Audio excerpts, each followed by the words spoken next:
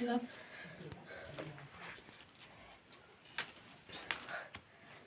बताओ ना हमारे दिमागी को तो काम नहीं करत ना। हमके फोन करतनी ना कुछ अपना मन त ना कोनो चुका चिंता बाटे ना फिक्र बटुए।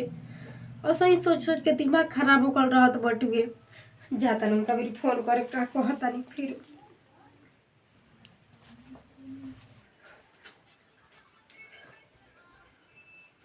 पता ना उठाइयन कि का करियन। ऐसे ही काट काट रखेलन। देखिला लागत कि हमर हेलो हाँ हाँ गोला तन जी खुश रह का समाचार। समाचार पूछत बानी। तोरा समाचार के चिंता फिक्र रही तो हमार फोन ना उठैती रौरा कब से करत बानी। का हाला कॉलेज ना कि जब के हम करा ड्यूटी में बन तो छुट्टी ना हाली मिलेला हमरा के। ये जी कैसन ड्यूटी करतनी कि रौरा मतलब एको बार घरों के तो सोच लेबे के चाही नु। आ जब रौरा नौकरी करे के रहे तो काहे के हमसे शादी करके लेके आईनी। शादी कइले बानी अपन नौकरी छोड़ दी तोरा खातिर ना। हां मान तनी के नौकरी मत छोड़ी लेकिन एक बार हमारो बारे में तो सोचे के चाहिए ना। हमारा अब ड्यूटी पे जाए के बाद तुरंत ए जी हमार बात हे भगवान काट देलन फोन नु का जाने कैसन मर्द से हमर शादी हो गई। उनका कोनो चिंता फिक्र नहीं के जब फोन करनु जब कहे कोनो चीज कहनु तब हमार बात नहीं कर सुनत। हमारा डर लागत एकदम सोच सोच के दिमाग खराब होकर रहता टुके। बुझाता नहीं कि हम मतलब हमारे के का समझ के रखले बाड़न। हम का करी जब फोन करतनी जब कहतनी तब ऐसे ही बोले लागत बड़न। उनका ड्यूटी लागत कि सब कुछ हो गइल बटुए मुंह मारो ऐसा नौकरी चोकरी के। अब तो हमार का करी हमरा जब जब कहत बनी तब तब ऐसे ही कर रहल बड़न। जातनी फिर से कॉल करे का समझ के रखल बोल हमरा के। बुझाता है घर में हमरा के बैठा के जब रहे के रहे दूरे तो काहे के शादी बियाह कइलन। बुझाता कि नौकरी हमका खातिर सब कुछ हो गइल बटुए। हम कोनो चीज हमार कोनो वैल्यू बटुए। हेलो ए जी सुनी ना हमार बात पहले सुन ले तब फोन काटम रौरा। हां बोल ए जी रौरा तो कहले रही है कि अब की महीना में आईम तो कहिया आवत बनी रौरा। देख 6 महीना के बाद में के तोरा काना समझ जाई। कैसन रौरा बात कहतनी जी मतलब ओनिए मिला तक नहीं मिला तोरा के खोज तो खाए मतलब खाए पिए खातिर एगो हमरा के लेके आइल बनी जा। और मतलब हम कोनो चीज मतलब जब रौरा इतने दूर रहे के रहे रौरा खातिर नौकरी सब कुछ रहे तो हमरे शादी बियाह को के काहे के देवर जिंदगी खराब करतानी। हम आवते बनी तू घबरो मत तू ढेर बोला तनी भाई तोरा चुपचाप घरे में रहे के तोरा नहीं खिलत ना। ए जी हम का ढेर बोलतनी ठीक बा रौरा आई आओ तनी ना। हे भगवान कैसन हमार मरद मिल गइल बटुए। जाए तो कोनो चीज हो लेकिन आवत तो बड़न कुछ भी कहा बाकी खुश तो बानी नु आवत तो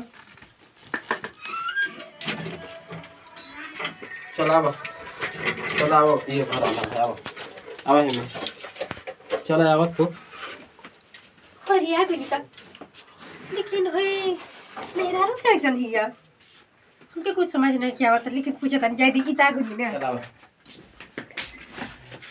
बैठा पानी मंगाओ तनी।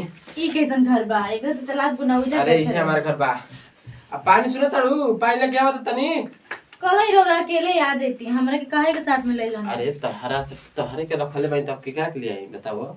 ऐसा का मजबूरी पड़ गेल कि उड़ा गेली बाइक ई लीजिए पानी ला तनी। खुश ई जी ई क्या हटविए। अरे ई के हां हमार मन दोस्त सब हतिया बड़ी। हां दोस्त है ये ए क्या। अरे तारा के नंबर अरे हाँ मेहरारू हम बड़ी इनकर बीवी हनी। होई मां हमर जिंदगी तबाह हो गई है। ये दोनों शादीशुदा बनी तो वो हमसे शादी करे ने काहे के बता ना बड़ी तू काहे की तो हम टाइम छोड़ता नहीं हैं। ए जी दोस्त ले ऐसे ना बात करेगा चाहिए बुझाइल। हम इनकर मेहरारू नहीं में तो हर का दिक्कत बटुगे। अते चुपचाप तो सुनो हम इनकर बीबी है हरी का देखा पागल जैसे बात मत कर बुझाइल। आई पागल तू बारू तोहरो जिंदगी खराब हो गई हमरो जिंदगी तबाह हो गई। अरे तोहार जिंदगी दा खराब है तू काहे भागत हई हैं। तोरे रही थी ए चुप तोरा का भजन मिला तो चुपचाप खो पी। ऐसे बात मत बोली हम कौन काम करते हैं तोरा सब काम मतलब है। होई त ऐसे मजाक में जोरे मत करी जरा सब मजाक नहीं क्यों हम करब फिर हम दोस्त ही है ना एक हर समय पर हमारे साथ देले बाड़ी इनका कि हम कैसे भुला जाई सब लोग क्या बोलते थे हम कहानी तू चुपचाप घर में रह तोरा कुछ की दिक्कत बा ऐसे मत बोलिए देखिए ऐसे मत बोले हम सब कुछ बर्दाश्त कर सकते हैं लेकिन हम कोनो सवाल नहीं बर्दाश्त करब एकरा के कह दी चल जाए जैसे जो रे खाए पे पानी जाओ देखिए जब रो पर गिरे तो ऐसे बात मत बोली ना एकरा के भगा दी हमको इनका हम भगाइबे ना करब इनका समय खेलने की जाई तू चुपचाप घर देख आ खाना पीना खा के बना के रहो ज्यादा बात मत आगे बोल ठीक बा ये घर में रह चाहते तो आखिर हमरा में कौन है सर कमी बाटे के हमरा एकरा के ले आई बात रे चुप रो मत चल इजले चल जो खाना ले देखिए जो हम देखिए राम जोन को हम जैसे भी कम वैसे करब लेके हां तो चल जो अबे जो उठ चल कहते जैसे कर तो निकाल दे घर से बाहरी तू वो कर चक्कर में का पड़ल बाड़ू तारा के हम छोड़त नहीं हैं हम कुछ नहीं की जानत आप ये ज्यादा दिन ना रहो जल्दी जैसे चलिए हमारे साथ हमारे घरे लेके जाए समय तू काहे चिंता करत वो करे के हम रखले बानी घर में कुछ आराम कर चलो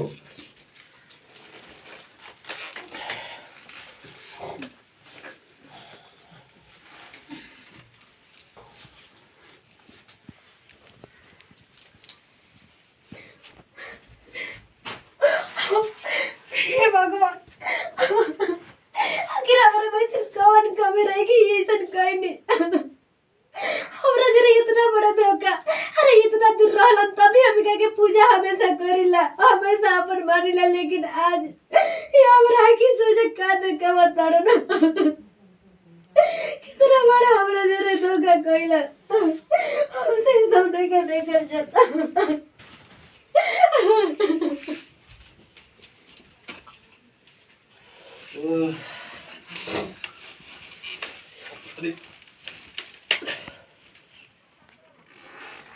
ए उठो उठो अब सुबह हो गई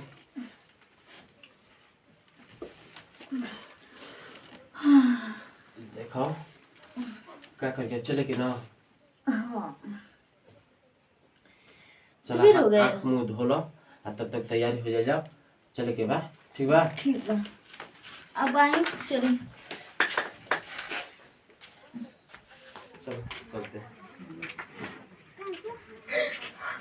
हे जी रोना रोना कहाँ जात बानी जाते हैं ड्यूटी पे जाते नहीं ना जी रोना तो अभी अगले एको दो दिन ना बन रोना कहाँ जात बानी जी चल हट देखे रोना गोड़ पे गिरा तो रे चली ना कहीं बदलाई जी देख जैसा पे जाए तो टोकनी ना ना रो नहीं कोई नहीं ये ना बात मानी जी देखिए हम रात सब कुछ बात तो मानते नहीं ना फिर भी रोना काहे जाएगी तो बात मान तो चुपचाप घर में पड़ा रहो रोना देखिए बात माने सुन हमार सुन लीजिए रोना मत ना जाइए अभी तो कुछ दिन रह लिए देख जा फोन पर फोन आता हमरा जाए जरूरी बा तोरे पर बचरा सुने खातिर नहीं कि हमें ये आइलो देखिए मानते नहीं कि रोना एक और अरे चली ना गोमती नहीं क्या लेकिन रोना मत जाई जी अभी मत जाई रोना हमरा हाथ जोड़े तो मारनी देख ड्यूटी पे हमरा जाए के बाद तू रोक मत हमरा के बुझल न काहे न रोकी रोना के आखिर रोना पे हमारा हक नहीं के कोनो हक बात है छ तू घर में बैठ ओ प्लीज चलिए ना रुको चलते हैं इसको समझा दे ठीक बाटे रोना जाए ना रोना जाए खातिर थी बनी न बेचैन बनी और एकरा जरूर रहे खातिर ना तो रोना हमरा के जानते कि हम का कर सकत क्या करोगी बताओ ना ठीक बाटे रोना जाई लेकिन रोना देख लेम न हम का कर सकत बानी हां जो जोन बुझाई तन कर लिए जाने से पहले बिलाई लेकर रास्ता हमके भी नहीं की जानो तो हमार बात माननी नहीं अब देखा कि हम का करता नहीं अरे हम भी तो एगो औरत हनी ना हम भी अपन जिंदगी जिए खातिर कुछ भी कर सकत हनी जब भी कुछ कर सकत हन तो हम भी कर सकत बानी और देखा तनी हमरा की कैसे रुकत हन के हटे जी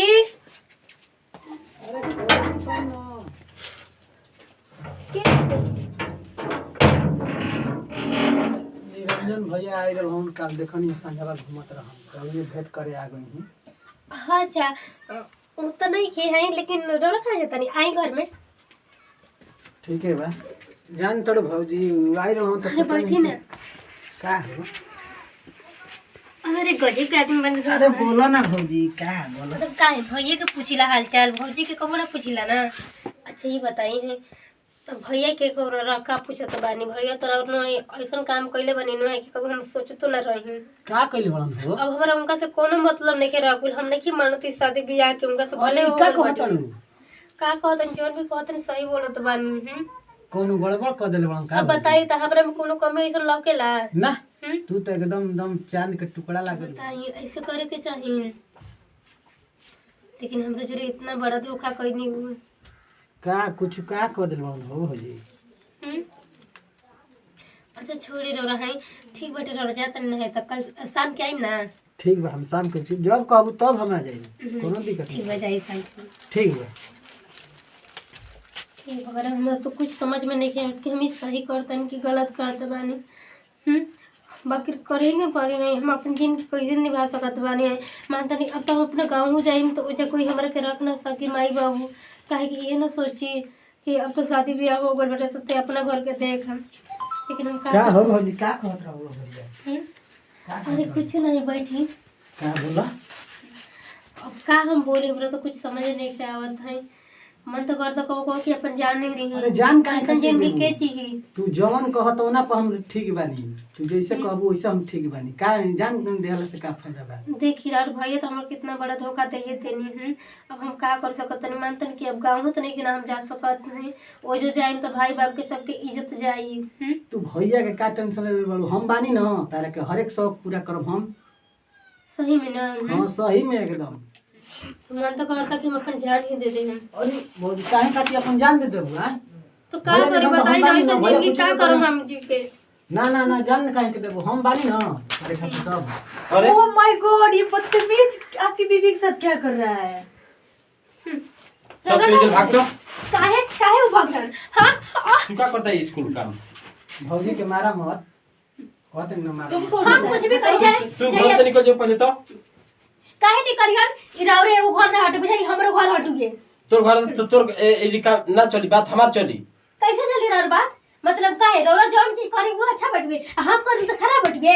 देख हां जौन ओ बात सुनरिया कर, हमरा हम के कर। गलत नहीं करे, हमर जिंदगी के सहारा बनत बुझाई। और हमरा इतना गलत कइनी तब हम कुछ गलत थोड़े करतनी।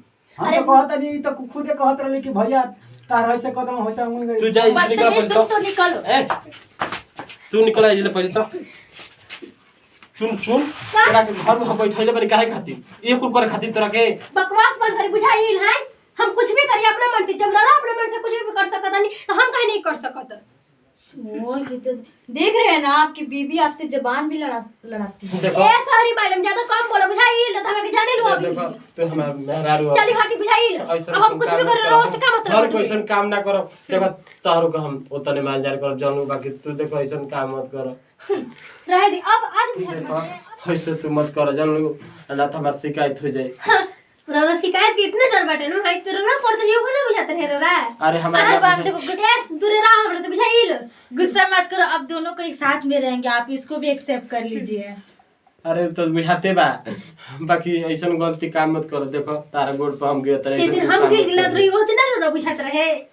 अच्छा चलो ठीक बा, हमरा के माफ करो, हम गलती कर बाकी दोनों जानी मिलजुल के रहिए जा। अब तीन काल शादी कइले मैंने तई तरह भी करियन, बाकी तारो को तने मान जाने करो। अब तारा के कब ना छोड़, ठीक बा? चलो चलो ठीक बा जी।